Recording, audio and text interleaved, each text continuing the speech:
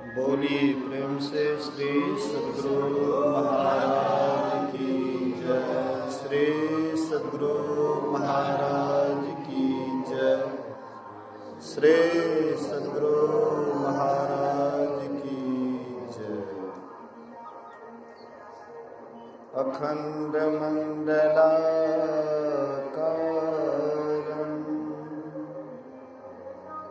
व्याप्तं येन चराचरं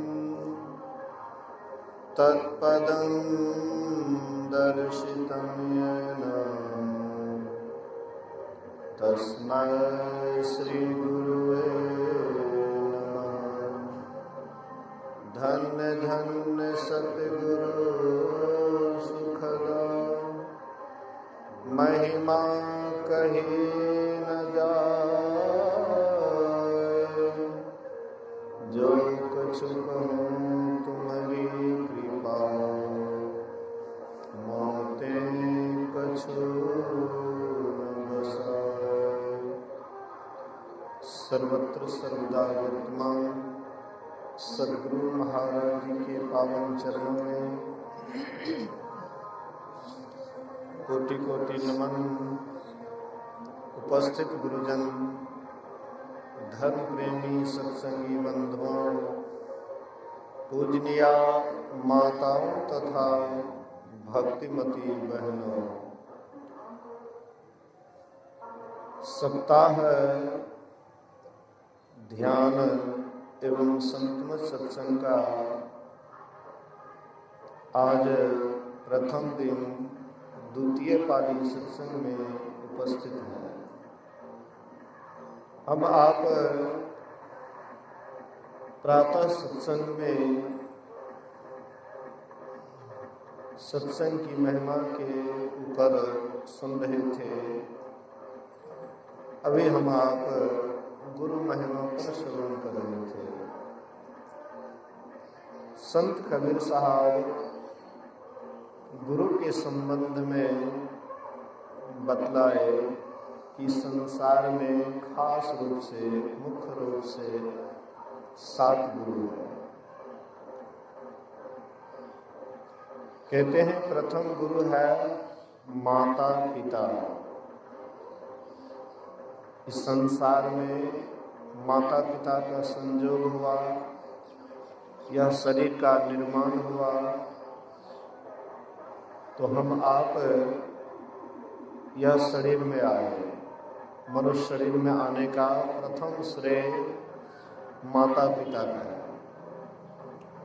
गुरु महाराज जी कहते थे कि परमात्मा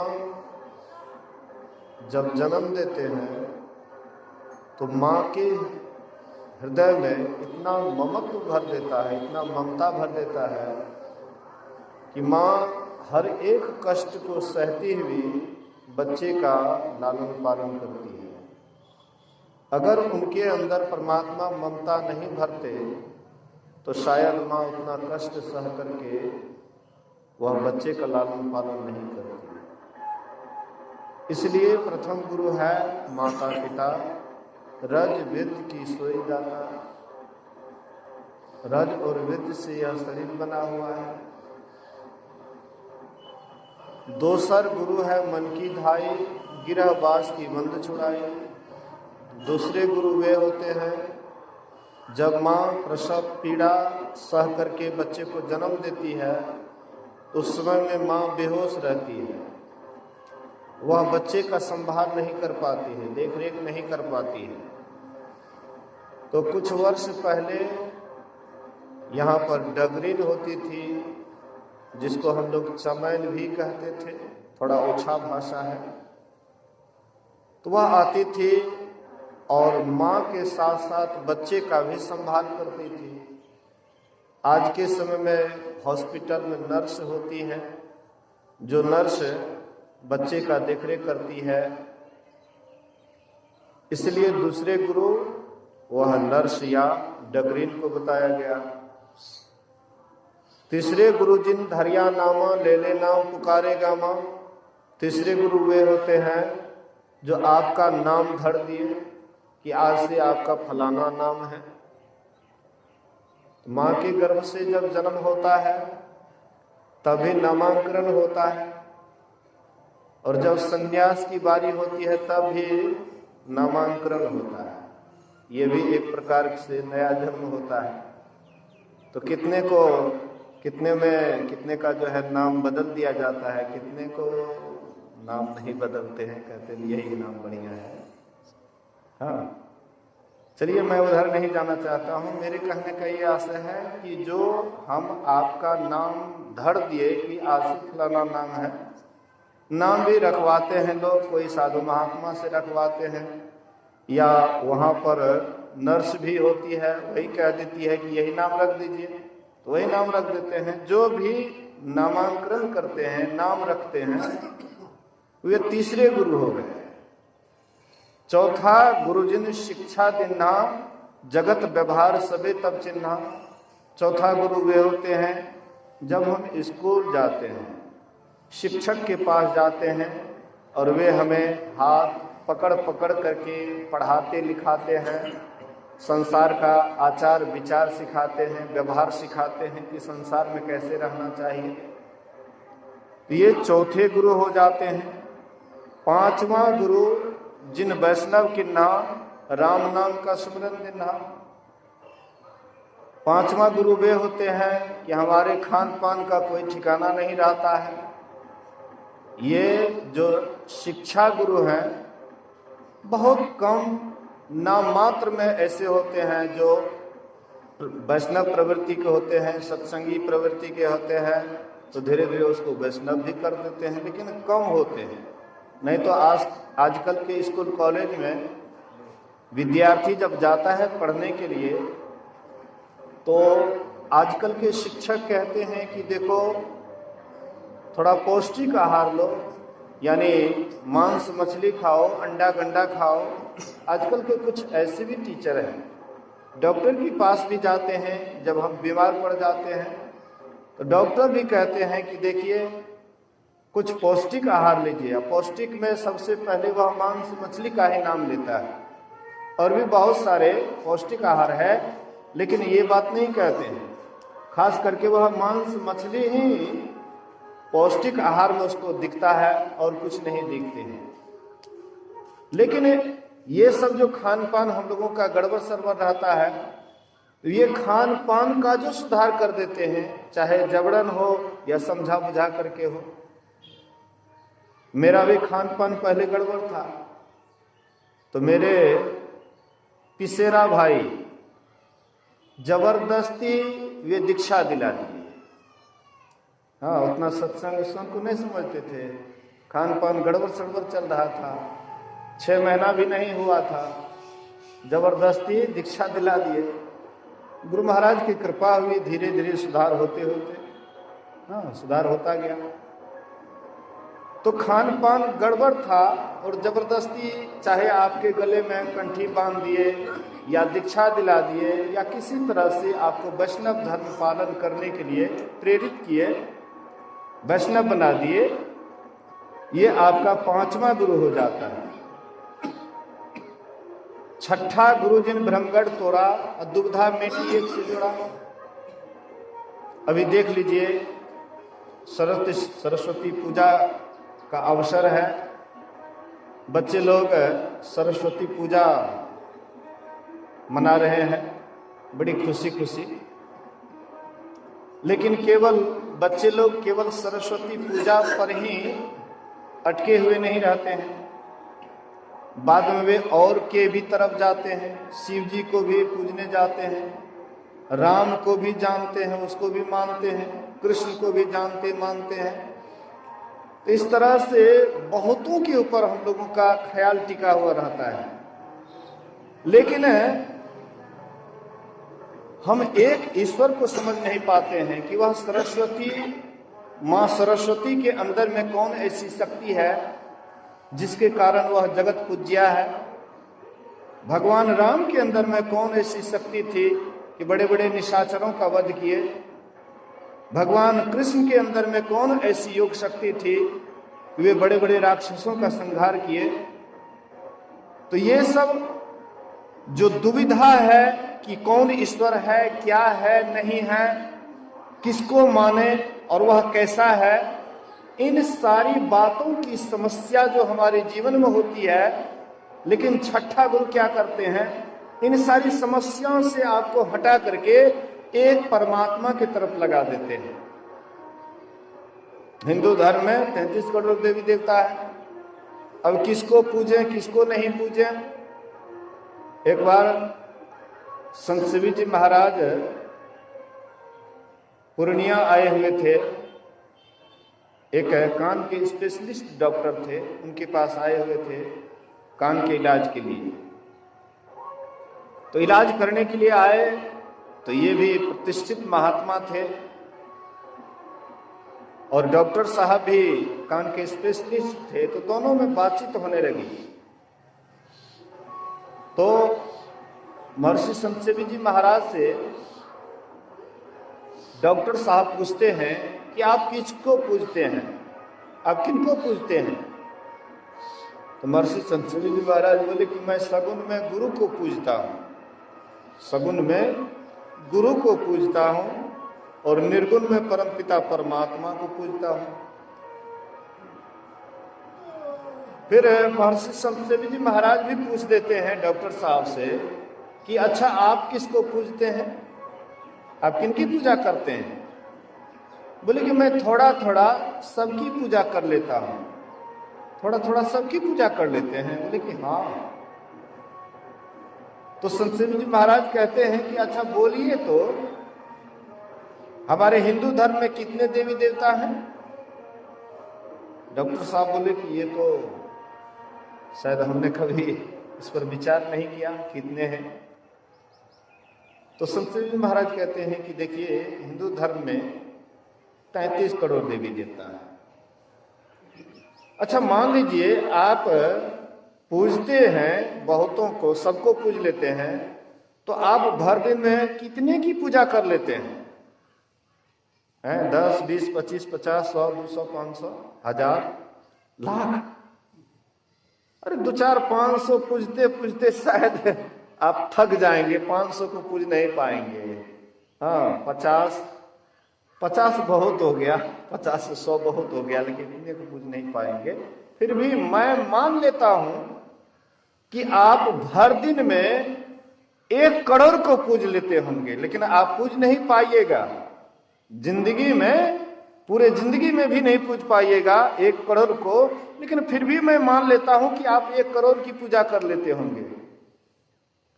और इधर बच जाता है 32 करोड़। तो बोलिए आप इलेक्शन में खड़ा होइए, एमएलए या एमपी में आप खड़ा हो जाइए और जनता 33 करोड़ है, 1 करोड़ जनता आपको वोट दे और 32 करोड़ जनता आपको वोट नहीं दे, तो आपकी हार होगी कि जीत? बोले कि ये भी कहने वाली बात है। अरे 32 करोड़ जिधर वोट देंगे उसी की जीत होगी।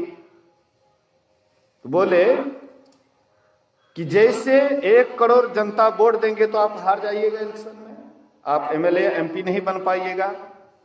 इसी तरह से आप 25, 50 या 100, 200, 500 को पूज लेते हैं या 1 करोड़ को ही पूज लेते हैं, लेकिन 32 करोड़ आपसे नाखुश हो जाता है, दुखी हो जाता है कि ओ इसको पूजा लेकिन हमको नहीं पूजा। अच्छा हमारा समय भी आएगा तो हम इसको चखाएंगे मजा। हमारे गुलाबदास आश्रम से पश्चिम साइड गुलाबदास का घर है, तो वे मतलब जो है उनकी माँ, हाँ गोसाई घर को बहुत मतलब साफ सुथरा बहुत मानती थी, बहुत पूजती थी। इनके यहाँ इनके परिवार में लोग उतना ध्यान नहीं देते थे गोसाई घर में सांझ बाती या मतलब साफ सुथरा ये सब निपोत करना, पूजा करना उतना ध्यान नहीं देते थे। तो उनके घर में कुछ किसी का तबीयत खराब हुआ या किसी का मतलब किसी को कोई दिक्कत हुआ, तो होते होते उसकी माँ कहती है एकटा पूजा करे वाला के लान बोला के पूजा क्या देते कम से कम जैसे भै सके छे, एने हमने से नहीं ठीक भेले तो पूजा करे वाला आबि जेते तो कहीं ठीक भै जाए। बहुत जिद की तो लाए एक पूजा करने वाले को। और पूजा करने वाले से कहते हैं कि ऐसी ऐसी बात है, तो पूजा किए, गोसाई खेले, कल के हे हो बढ़िया से साँझ बाती समय से नहीं दै छ, त्या लगे घरे के ठेल छ, घरे के ठेल छ, साँझ बाती समय से नहीं दै छ, पूजा पाठ ठीक से नहीं है, हमरा माने नहीं छ, ई दैया हाँ, ई दैया हमरा माने नहीं छ, बढ़िया से देखभाल नहीं करे छ, कई खातिर घरे के ठेल छिया। अब हमको आश्चर्य लगता है कि जो मान लीजिए देवता है, जो हमसे ऊंचे दर्जे के हैं, उसके अंदर में भी मान अपमान का कैसे भाव आ जाता है। जो नीचे दर्जे में है, जो अंधकार में है, जो अज्ञानी है, उनके भीतर में ये मान अपमान हो जाए कि हमको मानते हैं, उसको नहीं मानते हैं, हमारा सम्मान उसका सम्मान नहीं। कई जगह तो मैंने ये भी सुना है कि तोरा घर में गुरु महाराज के बेसी पूजा है, चाहे हमर नहीं है पूजा। ये भी मतलब गोसाई खेलने वाले बोलते, बहुत बात बोलते हैं, एकरा मतलब जैसे हटा दो, हमर सम्मान करबो तब तोरा यहाँ ठीक है, तो ये भी कितना जगह सुने हैं।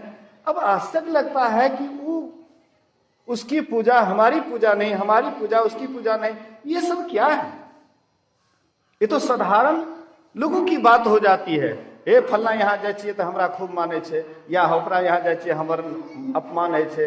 ई मान अपमान, हानि लाभ, पूजा पाठ, ये सब क्या है?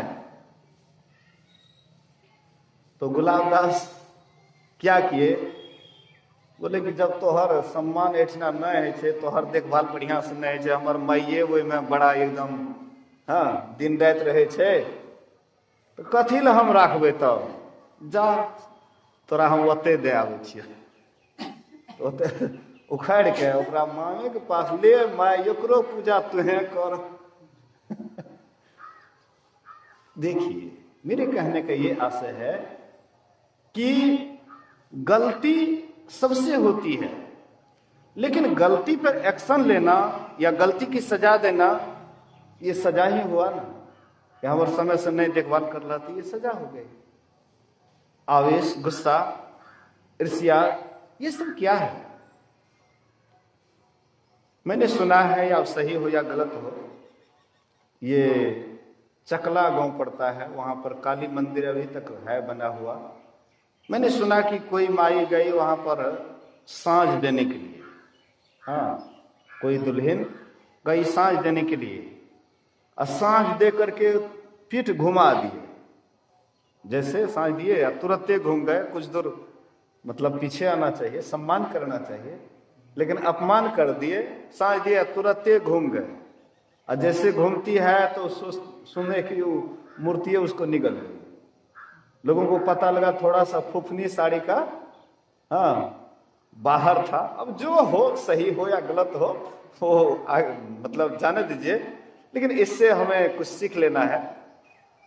तो थोड़ा साड़ी का फुफनी, तो लोगों ने अनुमान किया कि शायद मूर्ति ही इसको निगल गई। तो मूर्ति क्यों निगली? तो इसका अपमान किए, सांझ दिया तुरंत घूम गए। इसका मतलब हुआ कि अपमान देवी को बर्दाश्त नहीं है, सम्मान ही चाहिए, अपमान नहीं चाहिए। मैंने सुना कि वहां आलमनगर में पहले मूर्ति बनती थी, दुर्गा जी की मूर्ति बनती थी, वहां पर भी ऐसी ही घटना सुनने को मिला। तो तब से वहां के लोग मूर्ति नहीं बनाते हैं, कलश धर देते हैं, कलश रख देते हैं दुर्गा के नाम पर, मूर्ति बनाना छोड़ दिए। इस तरह की घटना घटी। तो एक साधक थे गंगापुर तरफ, हाँ बढ़िया ध्यान भजन करते थे, बिंदु नाद की साधना बढ़िया करते थे, प्रकाश और शब्द साधना की अनुभूति बढ़िया बतलाते थे। तो वे कहते थे वह साधक कि बाबा देवी जे है न, देवी ओकर बुद्धि बहुत छोट है, बहुत छोट, कनिए कनिए टा में तुरंत गोसा जाए छै। देवी देवता ने देवी के बुद्धि बहुत छोट है, वे अपनी भाषा में कहते थे। कहने का मतलब है, संत महापुरुष कहते हैं कि पूजा उसकी कीजिए जिस पूजा में सबकी पूजा समाई हुई है, उसकी पूजा किया जाए, उसको पूजिए जिसके पूजा में सबकी पूजा हो जाती है। पात पात के सींचवों और बड़ी बड़ी के लौन, आ तुलसी खोटे चतुरपन, कली डह को कहो कौनो। कहते हैं कि पत्ते पत्ते पर अगर पानी डालते हो तो वृक्ष सूख जाएगा, वृक्ष हरा भरा नहीं रहेगा। हाँ, अगर पानी डालना ही है तो पत्ते पर स्प्रे नहीं करके, पत्ते पर पानी नहीं डाल करके जड़ में पानी डालो तो पूरा वृक्ष हरा भरा हो जाएगा। इसी तरह से अक्षय पुरुष एक पेड़ है, निरंजन वाका डार, अतिर्देवा शाखा भयो, पात भया संसार। अगर पूजा ही करनी है तो अक्षय पुरुष की कीजिए, परमात्मा की कीजिए। लेकिन परमात्मा को इस आंख से तो हम आप देख नहीं सकते हैं, आज तक कोई देखा भी नहीं है। कोई अगर कहता है कि इसी आंख से हम परमात्मा का दर्शन करेंगे तो वह एक नंबर का झूठा आदमी है। और कोई कहता है कि हम इसी आंख से परमात्मा को देखें तो वह और एक नंबर का झूठा है। इस आंख से परमात्मा को तो कभी देख ही नहीं सकते हैं। इसलिए अक्षय पुरुष एक पेड़ है, ये वही एक वृक्ष है, जड़ है, लेकिन वह अक्षय पुरुष का पता, सही सही पता बताने वाले कौन होते हैं? तो गुरु होते हैं। इसलिए अक्षय पुरुष का दूसरा ही रूप गुरु को बतलाया कि तुम परमात्मा को इस आंख से तो देख नहीं सकते हो, लेकिन गुरु को इसी आंख से हम देख सकते हैं, हम आप देखते हैं। गुरु महाराज जी जिस समय में थे प्रचार प्रसार करते थे, लोग दर्शन करते थे, हैं? कबीर साहब जिस समय में थे प्रचार प्रसार करते थे, दर्शन करते थे। तो इस आंख से गुरु को देख सकते हैं। सच्चे साधु, सच्चे जो गुरु होते हैं, साक्षात परमात्मा का ही प्रतिरूप होता है। गुरु महाराज जी कभी कभी कहा करते थे कि सच्चे संत सदगुरु का दर्शन करना मानो आधा परमात्मा का दर्शन करना। जो सच्चे संत सदगुरु है, पहुंचे हुए संत सदगुरु हैं, उनका दर्शन करना मानो आधा परमात्मा का दर्शन करना। बच गया आधा परमात्मा तो साधना करके उसको भी प्राप्त कर लो। सतपुरुष की आरसी साधुन की ही देह, अलखा जो चाहे अलख को तो इन्हीं में लख ले। अगर उस परमात्मा को देखना चाहते इस आंख से, गुरु महाराज जी कहते थे कि मैंने परमात्मा का दर्शन किया, हमने परमात्मा को इस आंख से देखा।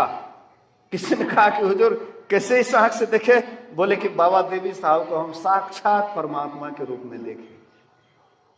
बाबा देवी साहब को साक्षात मैं परमात्मा के रूप में देखा। सही में हम लोगों के अंदर में भावनाओं की कमी है, उस तरह की श्रद्धा नहीं है, उस तरह का विश्वास नहीं है। नहीं तो संत सदगुरु में साक्षात परमात्मा का दर्शन होता है। तो गुरु महाराज जी देखे, अंदर में भी शायद साधना करके वही चीज देखते होंगे, बाहर में भी वही देखते होंगे। बाहर में थोड़ा आकार प्रकार है, यही अंतर पड़ता है, अंदर में आकार प्रकार नहीं है।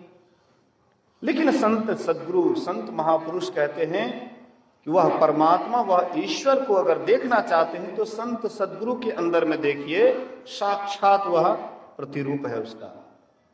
तो इसीलिए अगर पूजना है तो संत सदगुरु को पूजिए, जिसके पूजा करने से सबकी पूजा हो जाती है। गुरु महाराज कहते थे कभी कभी कि एक गुरु के पूजने से, संत सदगुरु के पूजने से सारी देवी देवताओं की पूजा हो जाती है, और जो एक संत सदगुरु के पूजा में बाधा डालते हैं वह देवी देवता नहीं है, वह राक्षस है, राक्षस। ऐसा गुरु महाराज बोले, एकदम क्लियर बोले हैं कि जो एक संत सदगुरु के भक्ति में बाधा डालते हैं कि मेरी पूजा नहीं किए, हाँ संत सदगुरु की पूजा किए, वह देवी देवता नहीं, वह राक्षस। तो एक संत सदगुरु की पूजा से सबकी पूजा हो जाती है। गुरु पूजे सब देवन पूजे, गुरु सेवा सब सेवा। गुरु की सेवा कर लिए सबकी सेवा हो गई, और गुरु को अगर छोड़ दिए तो पलटू साहब कहते हैं, लिए कुल्हाड़ी हाथ में मारत अपने पांव।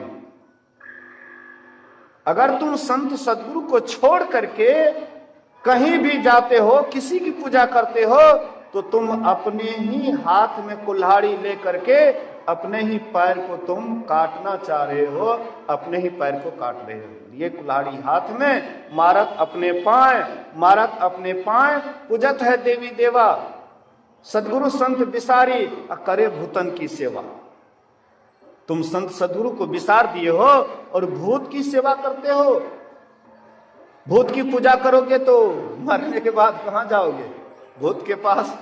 भगवान श्री कृष्ण बोले कि तुम जिनकी पूजा करोगे उसी के पास जाओगे। भिन्न भिन्न देवों को पूजने वाले भिन्न भिन्न देव को प्राप्त होते हैं, भिन्न भिन्न पितरों को पूजने वाले वह पितरों को प्राप्त होते हैं। और भगवान कृष्ण कहते हैं भिन्न भिन्न भूतों को पूजने वाले उन भूतों के पास जाते हैं, लेकिन जो मेरा भजन करता है वह मेरे पास आता है। लेकिन भगवान को कैसे जान पाएंगे? कैसे वह परमात्मा की पूजा करेंगे? तो संत सदगुरु के ज्ञान के बिना, उनसे जाने बिना क्या हम उनको पूछ सकते हैं? परमात्मा को पूछ सकते हैं? परमात्मा को पूजने की विधि, परमात्मा का साक्षात करने की विधि एक संत सदगुरु ही संसार में है कि जो कि हम आपको बताते हैं। बाद बाकी कोई भी ऐसा नहीं है जो परमात्मा का सही पता बता दे कि परमात्मा कहाँ है, कैसे है, उसको प्राप्त करने के लिए क्या करना पड़ेगा। संसार में कोई ऐसा नहीं है। इसलिए तीन लोक नौ खंड में गुरु ते बड़ा न कोई, कर्ता करे न करी सके, अगुरु करे सो हो। कर्ता अर्थात परमात्मा, जो काम परमात्मा नहीं कर पाते हैं। आप कहिएगा कि परमात्मा कौन काम नहीं कर पाते हैं? तो गुरु महाराज के वचन में है, हरदम प्रभु रहे संग, कबहु भव दुख ना टरे। हरदम तो परमात्मा साथे में रहते हैं। कोई जरूरी नहीं है कि मनुष्य शरीर में आए तबे हैं परमात्मा साथ में, और भी योनि में थे तो वहां भी परमात्मा साथे में थे। कुत्ता में, बिल्ली में, कहीं भी किसी भी शरीर में गए तो परमात्मा साथे में थे। अभी भी परमात्मा साथे में है। तो आपका भव दुख टल गया, आप भवसागर से पार हो गए? नहीं। लेकिन भव दुख गुरुदेव टारी, ये भव दुख को टारने वाले, हटाने वाले कौन होते हैं? तो संत सदगुरु होते हैं। इसलिए किसी ने सवाल किया सहजोबाई से कि अगर गुरु और राम, परमात्मा और गुरु दोनों में से अगर एक को पकड़ना है तो हम किसको पकड़ेंगे, किसको छोड़ेंगे? आपकी क्या इसमें राय है, विचार है? सहजोबाई कहती है, आप अगर हमसे पूछते हैं तो मेरी तो यही ख्याल है कि राम तजु पैर गुरु न बिसार। राम को भले ही मैं त्याग सकती हूं, और उसके जीवन में उस तरह का घटना भी घटा है ना, बराबर हम लोग सुने हैं। शादी हो चुकी थी या होने वाली थी, शायद मुझे पूरा इस पर ही, हाँ शादी भाग ले रहा है साजू भाई के, शादी भाग ले रहा, हमू सुन लिए रहा, शादी भाग ले रहा है। और सखी सहेली से ओकरा सजवे रहे कि अब ससुराल जेते। हाँ, सखी सहेली सजा रही थी। अब शादी होने के बाद वह ससुराल जाएगी, पति के साथ जाएगी, जाने वाली थी। सखी सहेली भी सलोह श्रृंगार कर रही थी, और उसी समय में उनके गुरु आ गए चरणदास जी महाराज। हाँ, चलना है रहना नहीं, और चलना विश्वास असहजो तनिक सुहाग पे कहां गुंथावे शीश। अरे सहजो चलना है, हाँ रहना नहीं। संसार से एक दिन चलना है। शरीर में आए हैं, संसार में आए हैं, शरीर सदा नहीं रहने वाला है, संसार में भी सदा नहीं रहोगे। चलना है रहना नहीं। चलना विश्वास, संसार में जिसको भी तुम देख रहे हो सब चला चली का खेला है, सब चलने वाला है, कोई स्थिर रहने वाला नहीं है। चलना है रहना नहीं, चलना विश्वास। सहजो तनिक सुहाग पे, ये थोड़ी देर के लिए तुमको सुहाग मिला है, इससे तुम फूले नहीं समा रही है। ये तो थोड़ी देर के लिए है, लेकिन अनंत सुहाग को तुम भूल गई। जो अचल सुहाग है, उस अचल सुहाग को तुम भूल गई है, जिसको कबीर साहब कहते हैं मेरी सूरत सुहागिनी जागरी, क्यों तू सोवत मोह निंद में, क्यों तू सोवत। सजोबाई भी मोह की नींद में सोई हुई थी, और गुरु महाराज उसको जगाते हैं, मोह से जगाते हैं। क्यों तू सोवत मोह निंद में, उठ के भजनिया में लागरी, जागरी हाँ जागरी मेरी सूरत सुहागिनी जागरी।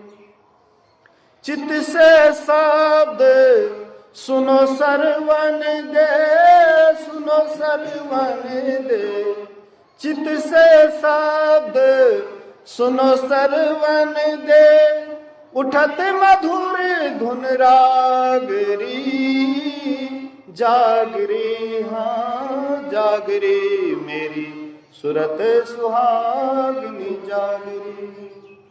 दो कर जोड़े शिष्य चरणन दे, दो कर जोड़े, दो कर जोड़े शिष्य चरणन दे, भक्ति अचल बर मांगरी, जागरी हाँ जागरी मेरी सूरत सुहागिनी जागरी। कहे कबीर सुनो भाई साधो, सुनो भाई साधो, कहे कबीर सुनो भाई साधो, जगत पीठ दे भागरी, जागरी हाँ जागरी मेरी सूरत सुहागिनी जागरी। तो कहते हैं मोह की नींद में हम सोने वाले हैं, संत सदगुरु जगाने के लिए आते हैं।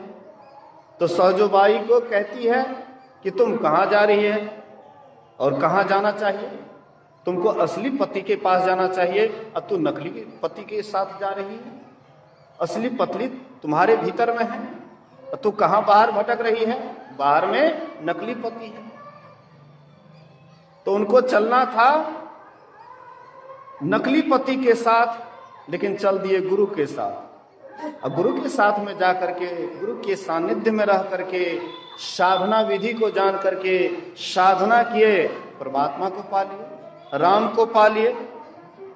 इसलिए कहते हैं कि तुमको राम और गुरु में एक को पकड़ना एक को छोड़ना है, तो किसको पकड़ेगी किसको छोड़ेगी?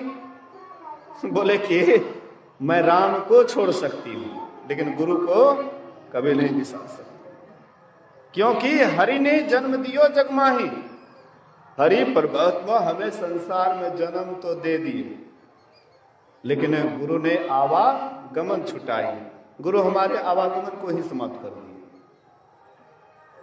इसलिए संत महापुरुष कहते हैं कि जब तक हम गुरु के ऊपर विश्वास नहीं करेंगे, गुरु पर पूरा भरोसा नहीं करेंगे, तब तक हमारा कभी भी उद्धार होने वाला नहीं है। इसलिए गुरु महाराज कहते हैं बिना गुरु की कृपा पाए नहीं जीवन उद्धारा है। जब तक गुरु की कृपा नहीं होगी, गुरु की अगर कृपा हो जाए तो गुरु पल में कर दे निहाल, एक पल में आपको निहाल कर सकते हैं, अर्थात आवागमन से सदा के लिए छुड़ा सकते हैं।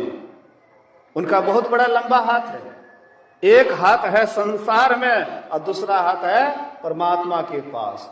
जब चाहे तब आपको उठा करके सीधे परमात्मा के पास धर दे। सर्वशक्तिमान है, उनसे कोई उनके पास कोई शक्ति की कमी नहीं है, लेकिन हमारे अंदर में भी उस तरह का भाव होना चाहिए। हमारे हृदय की गुफा में केवल गुरु का ही निवास है।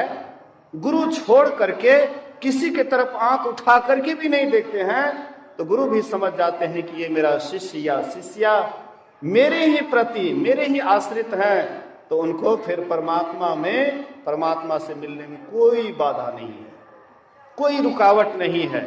इसलिए संत महापुरुष कहते हैं, इसलिए गुरु से बढ़कर के संसार में कोई नहीं है। एक गुरु पर विश्वास रखते हुए परमात्मा की इस आंख से तो कभी देखे हैं नहीं, ना देखने वाले हैं, लेकिन संत सदगुरु को देखे हैं।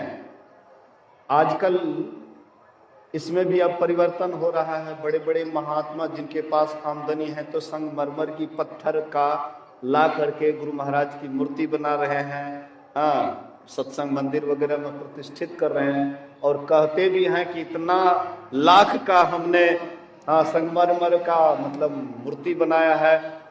मारवाड़ी समाज पैसे वाले खूब उठा उठा करके उसको दे रहे हैं, और मूर्ति बनवाइए और लगवाइए। लेकिन गुरु महाराज कहते थे कि देखो, औरों की जो मूर्ति है उसकी पूजा नहीं, और गुरु की पूजा क्यों? गुरु प्रत्यक्ष है। गुरु का मूर्ति जो है वह प्रत्यक्ष है, उसमें कोई परिवर्तन नहीं है। लेकिन औरों की मूर्ति में परिवर्तन है। भगवान राम त्रेता में आए हैं, भगवान कृष्ण द्वापर में आए, बहुत दिन हो गए, लोगों को उसका स्मरण भी ठीक से नहीं है। इसलिए उसकी मूर्ति बनाते बनाते बहुत समय बनाते उसमें खूब परिवर्तन हो गया, काफी परिवर्तन हो गया। लेकिन गुरु का मूर्ति हूबहू है, प्रत्यक्ष है। लेकिन अब इसमें भी जैसे पत्थर की तरफ जाएंगे तो परिवर्तन तो होगा ही। अब देखिए कीजिए, गुरु महाराज की ऐसी तस्वीर को देखिए और पत्थर वाला मूर्ति को देखिए, बहुत का परिवर्तन है, रूप में बहुत परिवर्तन है। तो धीरे धीरे यह रूप भी परिवर्तन हो जाएगा। लेकिन जो प्रत्यक्ष हो, जो रूप प्रत्यक्ष हो, जिसमें परिवर्तन नहीं, वह रूप का ध्यान कीजिए। अगर वह रूप का ध्यान करेंगे तो धीरे धीरे वह रूप हमारे मन में छपेगा, मन में छपेगा। लेकिन उसके पहले एक नाम का जप कर लीजिए, जो गुरु से मिला है मंत्र उसको जप कर लीजिए। फिर गुरु रूप का बढ़िया से ध्यान कीजिए। अगर वह रूप आपके हृदय में छप जाए, उसके बाद वहां भी मतलब जो है वहां पर भी हमको स्थिर नहीं रहना या संतुष्ट नहीं होना है। उसके आगे फिर दृष्टियों की क्रिया करेंगे। दृष्टियों की क्रिया में आप अभी सुन रहे थे, गुरु महाराज जी का ही वह चरण रूप है, ज्योति रूप। तो उसमें आपकी दृष्टि जब टिकेगी तो फिर परमात्मा का आवाज सुनने के लिए मिलेगा। और वही आवाज में किस आवाज को पकड़ना है, किस आवाज को छोड़ना है, फिर चौथी क्रिया आप लेंगे और चौथी क्रिया लेकर के नादानुसंधान करेंगे। उससे आपके अंदर में मोटे से महीन के तरफ आपके अंदर में ध्वनि होती है, तो आप मोटे को छोड़ते हुए महीन की तरफ जाएंगे और अंतिम में जो सबसे महीन शब्द होगा वही सार शब्द और वही परमात्मा का निज नाम होगा। और वहां पर एक ही शब्द बच जाता है, सब शब्द गौण हो जाता है। वही सार शब्द जब आप प्राप्त कर लेंगे तभी आप सर्वज्ञ हो जाएंगे। तो परमात्मा आप में कोई अंतर नहीं रहेगा। इन्हीं बात को जानना है, समझना है, बुझना है, और केवल समझ बुझ करके ही नहीं रह जाना है, अपने जीवन में उतारने का कोशिश भी करना है। इसी के लिए ध्यान शिविर है। तो आप लोग, हम लोग इस शिविर में समय समय पर आइए, सत्संग में भी आइए। और ध्यान की जब घंटी लगती है उस समय में भी आइए। लज्जा मत कीजिए कि हम अकेले कैसे जाएंगे ध्यान करने के लिए, वहां पर होगा करने वाला कि नहीं होगा। ये भी हो जाता है। 5-10 की संख्या में रहते हैं तो उसमें कुछ महिला कुछ पुरुष आ जाते हैं, और जब बिल्कुल खाली रहता है तो सोचते हैं, खास करके माँ बहनें सोचती है कि वहाँ अकेले ध्यान करेंगे लोग क्या कहेगा। लेकिन और बात में हम नहीं सोचते हैं, इसी पर टिक्का टिप्पणी ज्यादा करते हैं कि अकेले कैसे करेंगे। और भी साधक लोग हैं, भले बाहर में नहीं हैं, अंदर में तो हैं। उनके भीतर में जो साधना वे करते हैं उनकी जो आभा है, आप बाहर में भी करेंगे तो उसकी आभा जरूर आपको लगेगी। एक जगह बैठ करके साधना करने से एक दूसरे के अंदर में स्फुरना होती है, ध्यान में मन लगता है। महर्षि साहिब सुमन जी महाराज मनियारपुर में मास ध्यान साधना शिविर करवाते थे। और जब जब वे साधना शिविर में जाकर के बैठते थे साधकों के बीच में, तो साधक स्वयं अनुभव करते थे कि जिस सिटिंग में बाबा आकर के ध्यान करते हैं उसमें ज्यादा मन एकाग्र होता है। एक दूसरे की शक्ति मतलब जो है एक दूसरे को आपको प्रेरणा देते हैं, उससे आपके अंदर में नहीं भी करने की इच्छा है तो पर भी आप बैठ जाते हैं, कर लेते हैं। इसलिए सामूहिक ध्यान का शिविर होता है। हम आपको भी इसमें बढ़िया से भाग लेना है। आज पहला दिन है, अभी 6 दिन बाकी है। तो पहला दिन है, इसी तरह से क्रम से बीतते तो 7 दिन बीतिए जाएगा, लेकिन अगर ध्यान करते हुए बीते तो सोना में सुगंध होगा। इसी वाणी के साथ बोलिए प्रेम से श्री सद्गुरु महाराज की।